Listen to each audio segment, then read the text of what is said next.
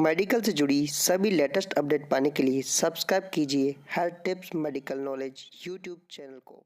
Welcome दोस्तों, हमारे YouTube channel health tips medical knowledge में आपका बहुत बहुत स्वागत है। दोस्तों मैं हूं हेमंत और आपके लिए लेके आया हूं प्लेसेंटा का नेक्स्ट पार्ट, यानी कि ऑब्स्टेट्रिक एंड गायनिकोलॉजी हम पढ़ रहे हैं और वो भी सिस्टमेटिक तरीके से हम पढ़ रहे हैं। तो दोस्तों, अगर आप हमारे यूट्यूब चैनल पर नए हैं तो चैनल को सब्सक्राइब कर दीजिए और पास में एक बेल आइकन है उसे प्रेस कर दीजिए ताकि आने वाले वीडियोस की सबसे पहले नोटिफिकेशन आपको मिलती रहे। तो चलते अपन और पढ़ते हैं प्लेसेंटा का रिमेनिंग पार्ट।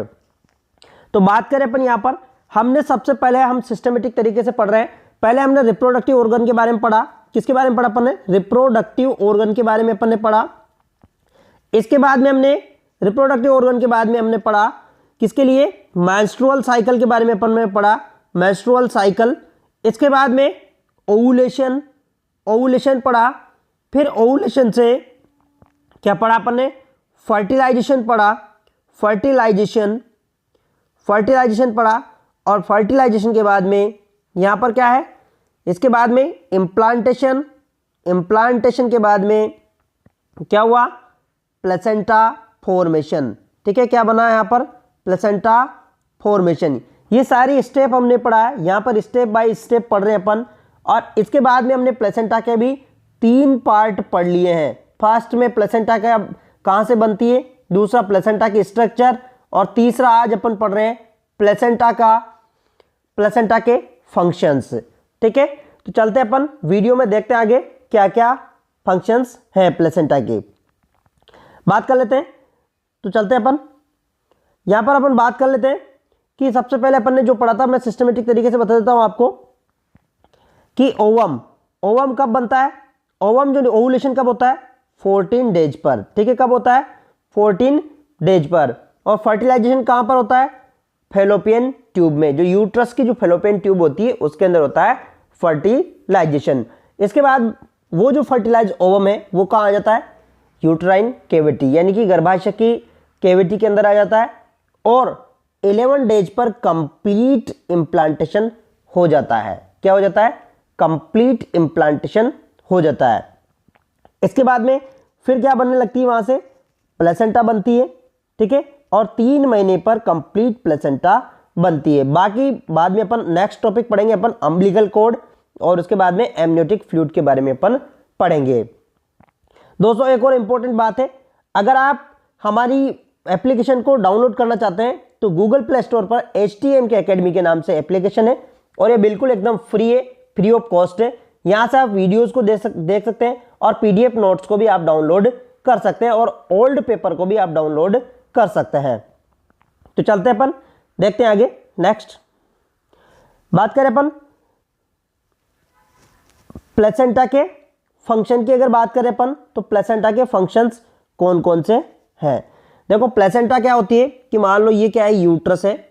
ठीक है, ये यूट्रस है और यूट्रस के अंदर क्या होती है? ऐसे प्लेसेंटा होती है, जो कि मैं आपको बता देता हूं कि ये यूट्रस की कैविटी है। ठीक है, अपन डायग्रामेटिक तरीके से देख लेते हैं। ये यूट्रस की कैविटी है और यूट्रस के अंदर यहाँ पर ऐसे क्या है? यहाँ पर ऐसे ये क्या है? ओवेरी है और ऐसे ये जुड़ी रहती है। तो अपन यहाँ पर बात कर लेते हैं कि ये क्या है? ये प्लेसेंटा है और यहाँ पर क्या है? ये फीटस है।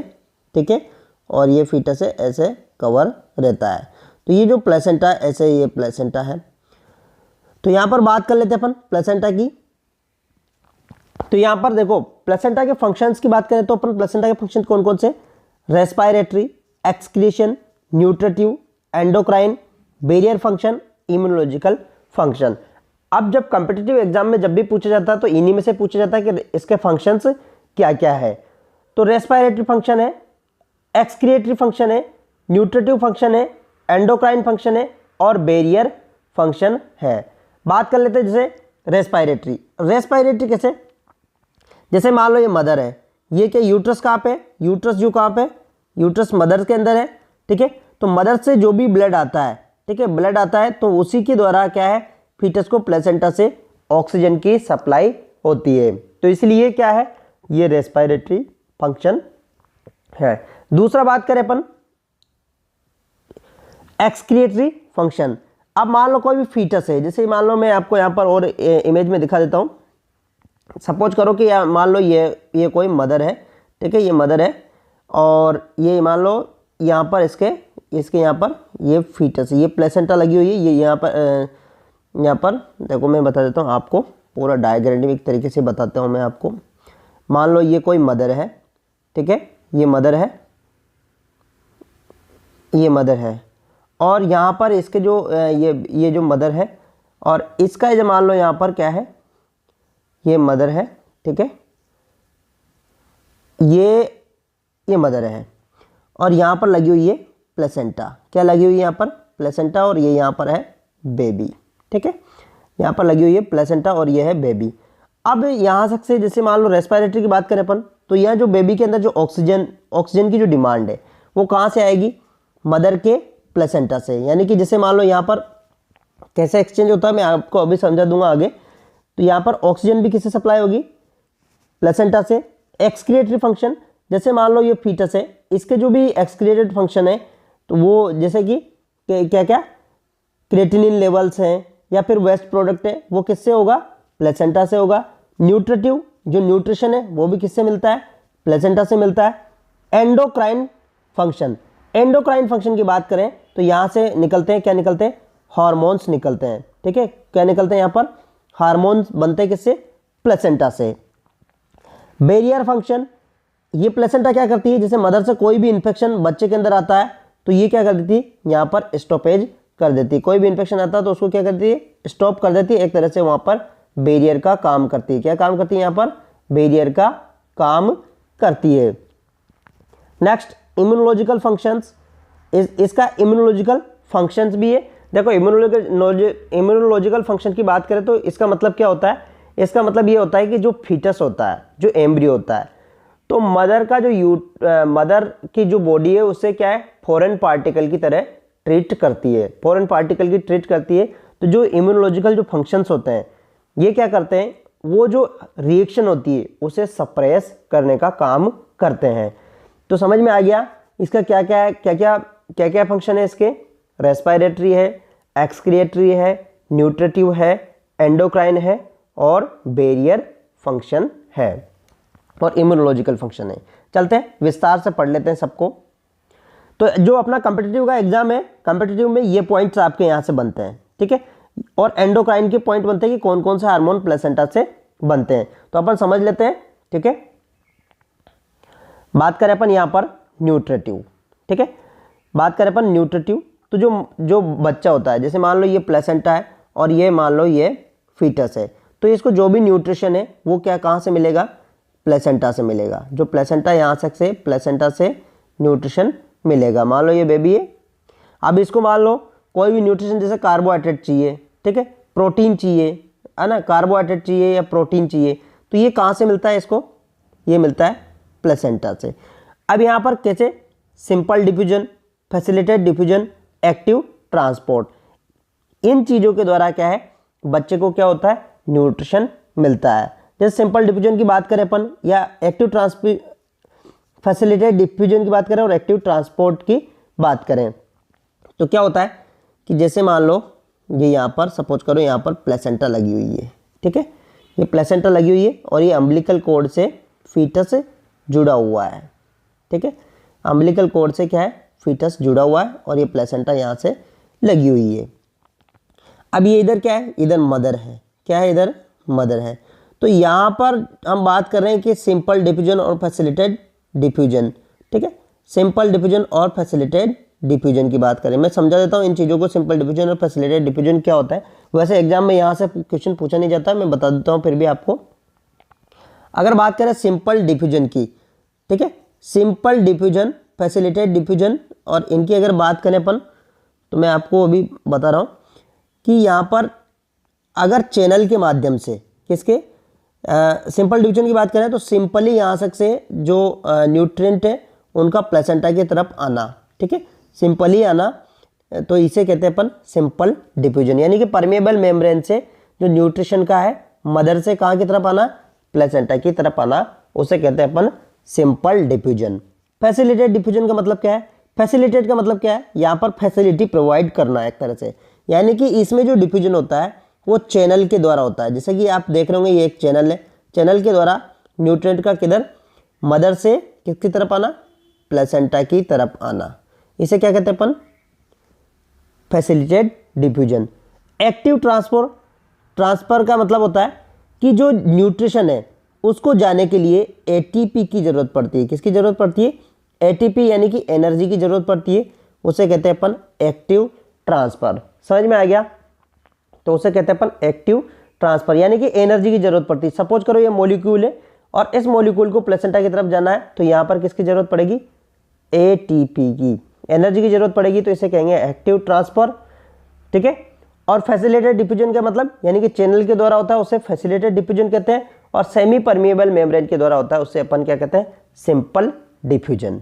समझ में आ गया, तो ये प्रोसेस है, यहाँ पर इस प्रकार से न्यूट्रिशन प्रोवाइड किया जाता है। नेक्स्ट बात कर लेते हैं अपन रेस्पिरेटरी फंक्शन। देखो क्या होता है रेस्पिरेटरी फंक्शन। अब ये जो फीटस है, अब मान लो ये फीटस है, तो ये फीटस है, तो इस फीटस का यहाँ पर क्या होती है, यहाँ पर होती है क्या, अम्बिलिकल कॉर्ड, और ये है प्लेसेंटा। तो ये अम्बिलिकल कॉर्ड है और ये प्लेसेंटा, इससे क्या है, CO2 और O2 इनका आदान प्रदान होता है, किससे, प्लेसेंटा से। तो इसलिए इसका रेस्पिरेटरी फंक्शन भी है। आप यहाँ पे इमेज में देख सकते हैं। यहाँ पे एक और इम्पोर्टेंट पॉइंट है कि जो ऑक्सीजन की जो सप्लाई होती है किसको, बेबी को, वो कितनी होती है, 8 ml पर kg पर मिनट। ठीक है, 8 ml kg पर मिनट इतनी सप्लाई होती है। इसके बाद बात कर लेते हैं अपन नेक्स्ट इम्यूनोलॉजिकल फंक्शन। ठीक है, इम्यूनोलॉजिकल फंक्शन की बात कर लेते हैं। देखो IgG received from placenta. Immunological function की बात करें तो जो IgG होती है वो किससे रिसीव की होती है, प्लेसेंटा से। जैसे मान लो जो बेबी होता है उसके अंदर IgG कहाँ से ट्रांसफर होती है, प्लेसेंटा से। ये कई बार एग्जाम में पूछा जाता है कि IgG कौन सा इम्यूनोग्लोबिन है जो प्लेसेंटा को क्रॉस करता है, तो वो इम्यूनोग्लोबिन है कौन सा, IgG। ठीक है, नेक्स्ट क्या है, PAPP pregnancy associated plasma protein. ये किससे बनता है, ये भी प्लेसेंटा से बनता है। और PSBGP pregnancy specific beta glycoprotein, ये ध्यान में रख लेना, ये काफ़ी इंपॉर्टेंट चीज़ है। दो प्रोटीन से ये PAPP pregnancy associated plasma protein और PSBGP pregnancy specific beta glycoprotein. ठीक है, इन प्रोटीन का काम क्या है, देखो कौन कौन सा, PAPP। ठीक है, PAPP और PSBGP इनका काम क्या है। ठीक है, ये दोनों का काम क्या है, ये क्या करते हैं, किसको, इम्यून रिएक्शन को सप्रेस करते हैं। क्या करते हैं, ये इम्यून रिएक्शन को, जो इम्यून रिएक्शन होती है उसको क्या करते हैं, सप्रेस करते हैं। ठीक है, ये ध्यान में रख लेना, ये आ सकता है क्वेश्चन। PAPP और PSBGP का काम क्या है, तो देखो ये क्या, यहाँ पर क्या है, both protein decrease placental immune reaction because foetus like a foreign particles. देखो मान लो जो मदर है, ये मदर है, अब ये मदर है, मान लो ये मदर है, तो इसकी बॉडी के अंदर आप ये फीटस गया है, इसकी बॉडी के अंदर क्या है, फीटस डेवलप हो रहा है। तो इस फीटस को क्या है, जो ये फीटस है इसको क्या है, इसकी बॉडी क्या है, फॉरेन पार्टिकल की तरह ट्रीट करती है। किसकी तरह ट्रीट करती है, फॉरेन पार्टिकल की तरह। लेकिन ये दो हार्मोन होते हैं, कौन से, PAPP और PSBGP, ये दोनों हार्मोन क्या करते हैं, इस रिएक्शन को क्या करते हैं, ये सप्रेस कर देते हैं। ठीक है, इस रिएक्शन को क्या करते हैं, सप्रेस कर देते हैं। तो ये यहाँ से क्वेश्चन पूछा जा सकता है आपसे। ठीक है, चलते हैं नेक्स्ट क्वेश्चन की, नेक्स्ट पॉइंट की तरफ। बात करें अपन इसके बाद में बैरियर रिएक्शन। ठीक है, बैरियर रिएक्शन की बात करें तो बैरियर रिएक्शन में क्या होता है कि मान लो जैसे मान लो ये बेबी है और ये यहाँ पर प्लेसेंटा है। ठीक है, तो बैरियर रिएक्शन क्या करता है, ये मान लो इधर मदर है, तो इधर से कोई भी इन्फेक्शन या कोई भी पार्टिकल्स होता है, कोई भी इन्फेक्शन या कोई भी पार्टिकल्स होता है, उसको ये क्या है, स्टॉप कर देता है। कोई भी रिएक्शन होता है, कोई भी पार्टिकल्स होता है, उससे ये क्या कर देता है, स्टॉप कर देता है। उसका आकार कितने से बड़ा होना चाहिए, 500 डाल्टन से बड़ा होना चाहिए। जो 500 डाल्टन से बड़ा होता है उसे ये क्या कर देता है, स्टॉप कर देता है। अगर इससे नीचे वाला है तो वो क्या है, पास हो जाता है, लेकिन 500 डाल्टन से अगर बड़ा है तो उसे क्या कर देता है, स्टॉप कर देता है, यहीं पे ही रोक देता है। एक तरह से सिक्योरिटी गार्ड की तरह ये काम करता है। कौन, प्लेसेंटा। ठीक है, देखो यहाँ पे prevent large molecule to reach to foetus like drugs.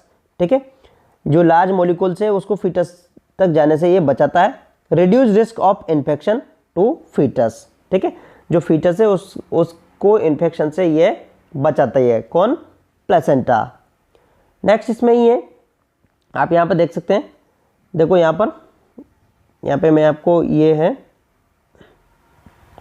अपन यहाँ पर बात कर लेते हैं कौन कौन से इन्फेक्शन हो सकते हैं। देखो कौन कौन से इन्फेक्शन से, जैसे कि ये मदर है, मदर से ये बैरियर की तरह काम कर रही है प्लेसेंटा।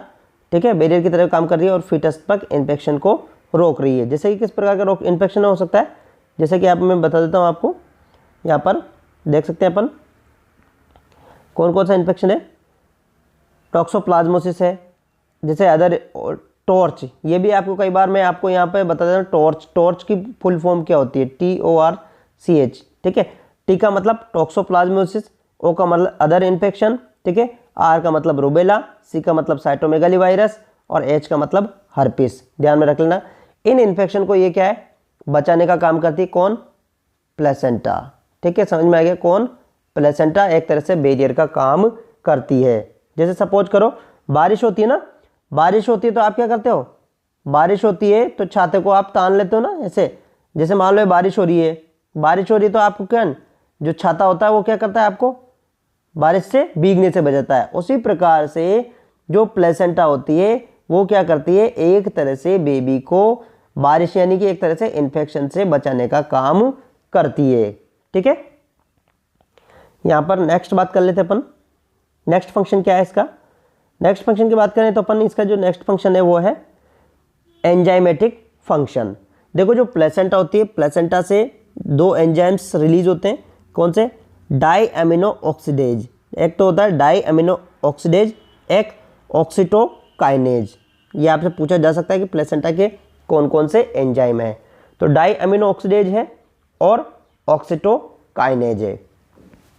इसका डाई अमीनो ऑक्सीडेज का काम क्या है, इट रिड्यूज हिस्टामाइन फॉर्मेशन। ठीक है, डाई अमीनो ऑक्सीडेज एंजाइम में ये क्या है, हिस्टामाइन फॉर्मेशन को कम करता है।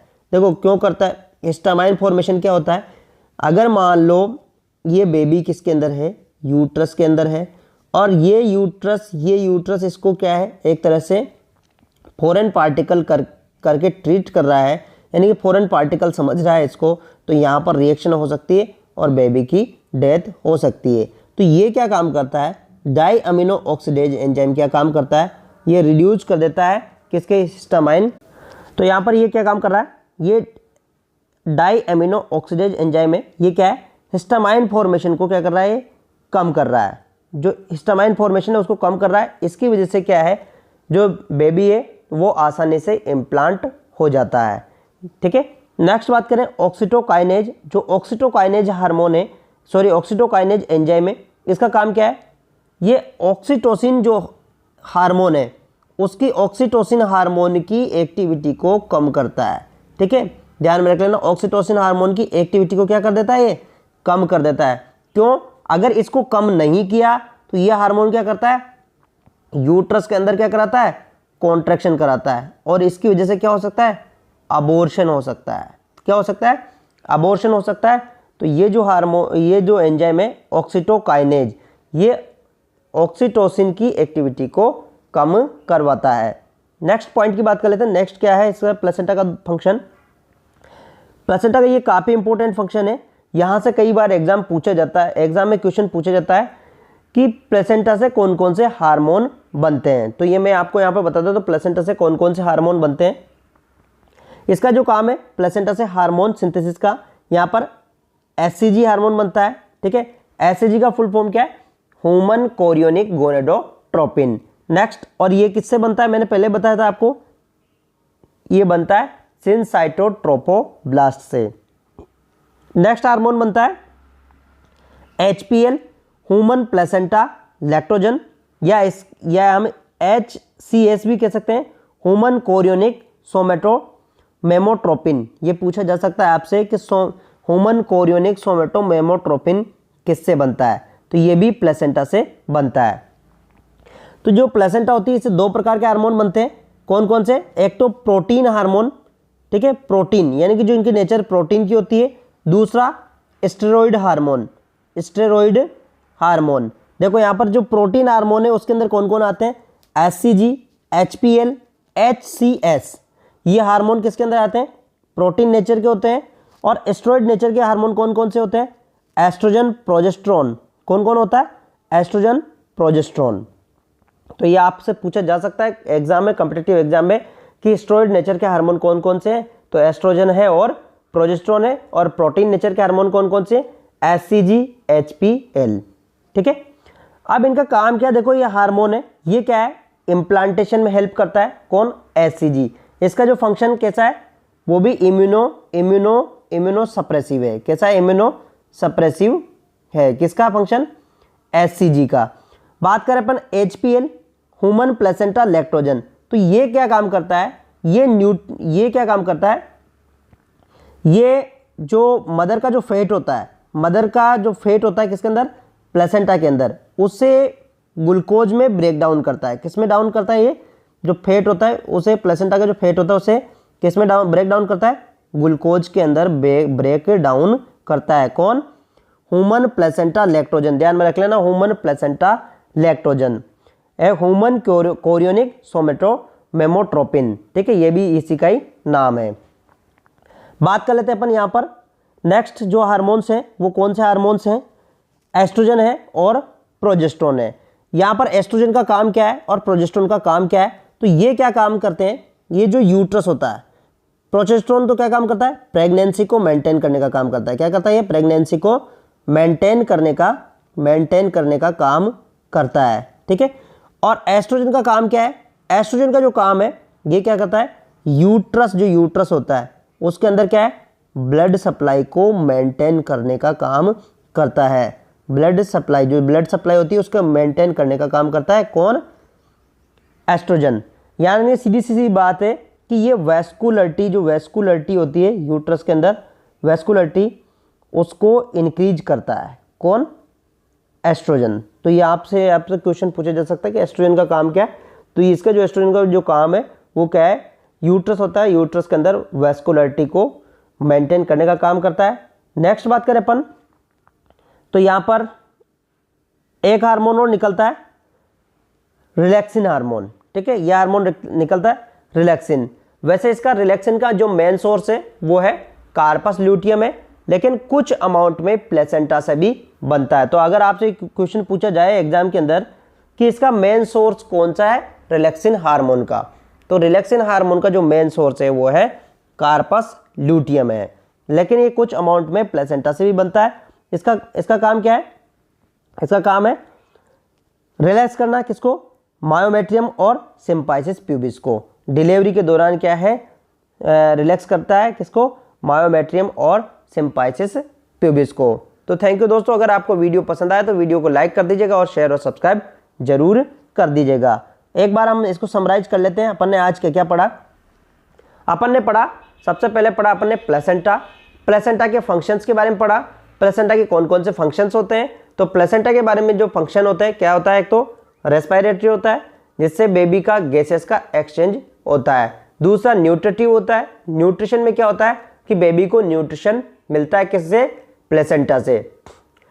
तीसरी बात करें अपन इम्यूनोलॉजिकल फंक्शन, तो इम्यूनोलॉजिकल फंक्शन क्या होता है?